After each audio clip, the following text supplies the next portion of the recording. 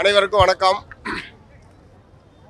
சென்னை மாநகராட்சியிலே பல்லாண்டு காலமாக பணியாற்றி வரக்கூடிய துப்புரவு தொழிலாளர்கள் கடந்த 10 நாட்களாக இரவு பகலாக தங்களுடைய நியாயமான கோரிக்கையை வற்புறுத்தி ஒரு நீடித்த போராட்டத்தை நடத்தி கொண்டிருக்கிறார்கள். அவர்களுடைய நியாயமான கோரிக்கைக்கு மார்க்சிஸ்ட் கம்யூனிஸ்ட் கட்சியினுடைய ஆதரவை தெரிவிப்பதற்காகவும் இந்த தொழிலாளர்களுடைய போராட்டம் ஒரு சுமூகமான முறையில் நியாயமான தீர்வை எட்ட வேண்டும் என்கிற நோக்கத்தோடு தான் மார்க்சிஸ்ட் கம்யூனிஸ்ட் கட்சியின் சார்பில் இந்த போராட்ட களத்திற்கு நாங்கள் வந்திருக்கிறோம். ஏற்கனவே அரசின் சார்பில் சில கட்ட பேச்சுவார்த்தைகள் நடைபெற்றிருப்பதாக போராட்ட குழு தலைவர்கள் தெரிவித்திருக்கிறார்கள். அமைச்சர் அவர்களும் என்னை தொடர்பு கொண்டு பல கட்ட பேச்சுவார்த்தை நடத்தப்பட்டிருக்கிறது என்பதை இன்று காலையிலே தொடர்பு கொண்டு தெரிவித்தார். எந்த ஒரு பிரச்சனைக்கும் ஒரு சமரச தீர்வு என்பது எட்டப்பட்டுத்தான் தீர வேண்டும். அந்த வகையில் தொழிலாளர்களுடைய நியாயமான கோரிக்கையை நிறைவேற்றுவதற்கு தமிழ்நாடு அரசாங்கம் முன்வர வேண்டும். பேச்சுவார்த்தை மூலமாக இந்த பிரச்சனை தீர்வு காணப்பட வேண்டும். அதற்கான முயற்சிகளை மார்க்சிஸ்ட் கம்யூனிஸ்ட் கட்சியின் சார்பில் நாங்கள் மேற்கொள்வோம் என்பதை தெரிவித்துக் கொள்கிறேன்.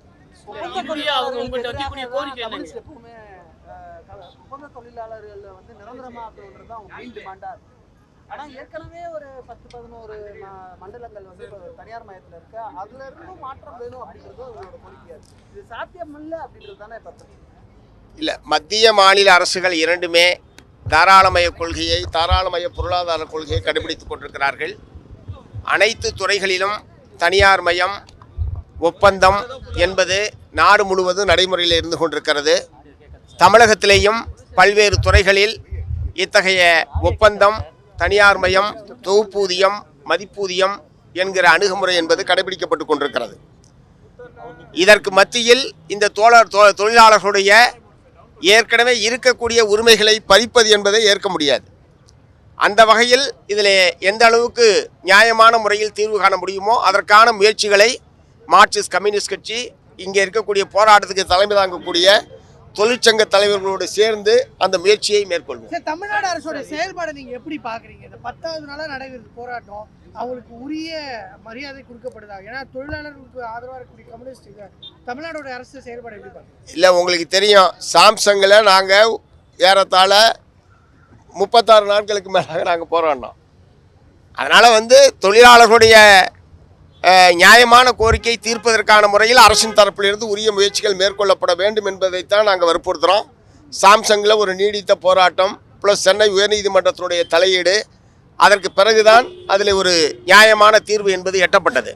அந்த வகையில் இந்த துப்புரவு தொழிலாளர்களுடைய போராட்டமும் நியாயமான முறையில் தீர்வு காணப்பட்டு வெற்றி பெறும் என்கிற நம்பிக்கையை தெரிவித்துக் கொள்கிறேன். தேர்தல் வாக்குறுதியை நாங்கள் சொல்லவே இல்லை, அதாவது தூய்மை பணியாளர்களுடைய கோரிக்கைகளை நிறைவேற்றும்ன்றது சொல்லவே இல்லை அப்படின்னு சொல்றாரு. இல்லை, அதாவது தேர்தல் வாக்குறுதியில் கொடுத்ததை மட்டும்தான் ஒரு அரசாங்கம் செய்யணும்னு அவசியம் இல்லை. கொடுத்துருக்காங்களா இல்லையான்றது ஒரு கேள்விக்கு அப்பாற்பட்ட ஒரு விஷயம். இந்த இப்போது போராடக்கூடிய தொழிலாளர்களுடைய கோரிக்கையில் நியாயமான கோரிக்கைகளை நிறைவேற்றுவதற்கு அரசு என்கிற முறையில் அது எடுக்க வேண்டிய ஆக்கப்பூர்வமான நடவடிக்கைகள் எடுக்க வேண்டும். முதலமைச்சர் கவனத்துக்கு கடந்த புதன்கிழமை நீங்க ஏற்கனவே எங்களுடைய மார்க்சிஸ்ட் கம்யூனிஸ்ட் கட்சியின் சார்பில் இந்த போராட்டத்துக்கு ஆதரவாக கண்டன ஆர்ப்பாட்டத்தை நாங்கள் தான் நடத்தியிருக்கிறோம். அது உங்களுக்கு தெரியல போட்டிருக்கு. அன்னைக்கு நீங்கள் வரலையோ? ஏற்கனவே நாங்கள் கண்டன ஆர்ப்பாட்டமே நடத்தியிருக்கோம் சார். இன்னைக்கு தான் நாங்கள் வரல, நான் தான் இன்னைக்கு வந்திருக்கேன். கட்சி ஏற்கனவே வந்திருக்கு.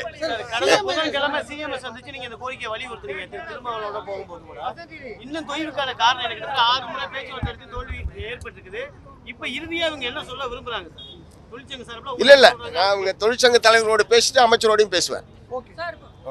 செய்திகளை உடனுக்குடன் தெரிந்து கொள்ள கீழ்கண்ட கேபிள் மற்றும் டிடிஎச் நெட்வொர்க்குகளில் எம்நாடு செய்தி தொலைக்காட்சியை காணுங்கள். பாதகம் செய்பவரை கண்டால் நாம் பயம் கொள்ளலாகாது பாப்பா. மோதி மிதித்து விடு பாப்பா, அவர் முகத்தில் உமிழ்ந்து விடு பாப்பா. அண்மை செய்திகளை உடனுக்குடன் தெரிந்து கொள்ள இணைந்திருங்கள் எம்நாடு தொலைக்காட்சியுடன்.